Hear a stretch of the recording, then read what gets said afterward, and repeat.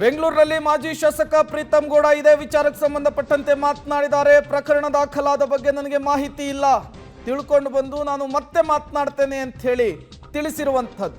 ಬಿಜೆಪಿಯ ಕಚೇರಿಯಲ್ಲಿ ಪ್ರೀತಂ ಗೌಡರ ಮೇಲೆ ಬಂದಿರುವಂತಹ ಆರೋಪಕ್ಕೆ, ಪೆನ್ ಡ್ರೈವ್ ಹಂಚಿಕೆಯ ವಿಚಾರಕ್ಕೆ ತಮ್ಮ ಮೊದಲ ಪ್ರತಿಕ್ರಿಯೆಯನ್ನು ಕೊಟ್ಟಿದ್ದಾರೆ.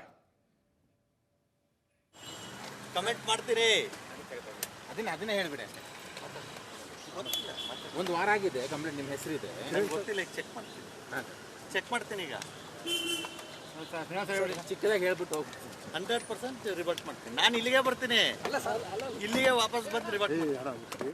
ಮತ್ತಷ್ಟು ಡೀಟೇಲ್ಸ್ ಅನ್ನು ಕೊಡ್ತಾರೆ ನಮ್ಮ ಪ್ರತಿನಿಧಿ ನರಸಿಂಹಮೂರ್ತಿ, ನೇರ ಸಂಪರ್ಕದಲ್ಲಿ ಜಾಯಿನ್ ಆಗಿದ್ದಾರೆ. ನರಸಿಂಹಮೂರ್ತಿ, ಪೆನ್ ಡ್ರೈವ್ ಹಂಚಿಕೆಯ ವಿಚಾರಕ್ಕೆ ಮೊದಲು JDS ಮತ್ತು BJP ಆರೋಪ ಮಾಡಿದ್ದು ಕಾಂಗ್ರೆಸ್ ಮೇಲೆ ಬೊಟ್ಟು ಮಾಡುವಂತಹ ಕೆಲಸವನ್ನು ಮಾಡ್ತಾ ಇತ್ತು. ಈಗ BJPಯ ಮಾಜಿ ಶಾಸಕ ಪ್ರೀತಂ ಗೌಡರ ಹೆಸರು, ಏನೆಲ್ಲ ಬೆಳವಣಿಗೆಗಳಾಗ್ತಾ ಇದೆ, ಅವರನ್ನೇನಾದ್ರು ವಿಚಾರಣೆ ಒಳಪಡಿಸಬಹುದಾ, ಹೇಗೆ ಅಂತ? ಪ್ರೇಮ್ ಕುಮಾರ್, ಪ್ರಜ್ವಲ್ ರೇವಣ್ಣ ಅವರಿಗೆ ಸೇರಿದ್ದು ಎನ್ನಲಾದಂತಹ ಕೆಲ ಅಶ್ಲೀಲ ವಿಡಿಯೋಗಳನ್ನು ಹಾಸನ ನಗರದಾದ್ಯಂತ ಪೆನ್ ಡ್ರೈವ್ಗಳಲ್ಲಿ ಹಂಚಿಕೆ ಮಾಡುವ ಕೆಲಸವನ್ನು ಮಾಡಲಾಯಿತು.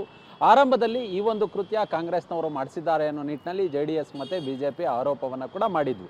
ಆದರೆ ಪ್ರಕರಣ ಒಂದಷ್ಟು ಬೆಳವಣಿಗೆಗಳನ್ನು ಕಂಡಿದೆ. ಇದೀಗ ಆ ಅಶ್ಲೀಲ ವಿಡಿಯೋ ಪ್ರಕರಣಕ್ಕೆ ಸಂಬಂಧಪಟ್ಟಂತೆ ಪ್ರಜ್ವಲ್ ರೇವಣ್ಣ ಅವರ ಅರೆಸ್ಟ್ ಆಗಿದೆ. ಅದರ ಹೊರತಾಗಿ ವಿಡಿಯೋ ಹಂಚಿಕೆ ಮಾಡಿದಂತಹ ನವೀನ್ ಗೌಡ ಸೇರಿದಂತೆ ಕೆಲವರನ್ನು ಈಗಾಗಲೇ ಅರೆಸ್ಟ್ ಮಾಡುವ ಕೆಲಸವನ್ನು ಕೂಡ ಮಾಡಲಾಗಿದೆ. ಈಗ ಈ ಪ್ರಕರಣದಲ್ಲಿ ಮತ್ತೊಂದಿಷ್ಟು ಬೆಳವಣಿಗೆ ಆಗಿದೆ.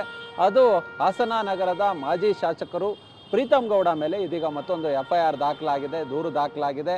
IT ಆ್ಯಕ್ಟ್ 66E ಮತ್ತು IPC ಸೆಕ್ಷನ್ 354 ಅಡಿ ಈ ಒಂದು FIR ದಾಖಲಾಗಿರೋದು. ಅಂದರೆ ಪೆನ್ ಡ್ರೈವ್ಗಳನ್ನು ಖರೀದಿ ಮಾಡಿ ಹಾಸನ ನಗರದಲ್ಲಿ ಹಂಚೋದಕ್ಕೆ ಇವರ ಸಪೋರ್ಟ್ ಇದೆ ಅನ್ನೋ ಒಂದು ನಿಟ್ಟಿನಲ್ಲಿ ಇದೀಗ FIR ದಾಖಲಾಗಿದೆ. ಹೀಗಾಗಿ ಇವರಿಗೆ ನೋಟಿಸ್ ಕೊಟ್ಟು ಇದೀಗ ವಿಚಾರಣೆಯನ್ನು ನಡೆಸೋದಕ್ಕೆ ಪೊಲೀಸರು ತಯಾರಿಯನ್ನು ಸಹ ಮಾಡಿಕೊಂಡಿದ್ದಾರೆ.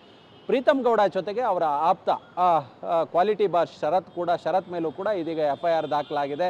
ಹೀಗಾಗಿ ಈ ಪ್ರಕರಣದಲ್ಲಿ ಇವರ ರೋಲ್ ಏನು ಅನ್ನೋ ನಿಟ್ಟಿನಲ್ಲಿ ಬೆಂಗಳೂರಿನ ಸೈಬರ್ ಕ್ರೈಮ್ ಪೊಲೀಸ್ ಠಾಣೆಯಲ್ಲಿ ದಾಖಲಾಗಿದ್ದಂತಹ ಈ FIR ಏನಿದೆ ಇದು CID SITಗೆ ವರ್ಗಾವಣೆಯಾಗಿದೆ. ಇದೀಗ ನೋಟಿಸ್ ಕೊಟ್ಟು ಇವರನ್ನ ವಿಚಾರಣೆಯನ್ನು ನಡೆಸೋದಕ್ಕೆ ಸಿದ್ಧತೆಯನ್ನು ಮಾಡಿಕೊಳ್ಳಲಾಗ್ತಿದೆ.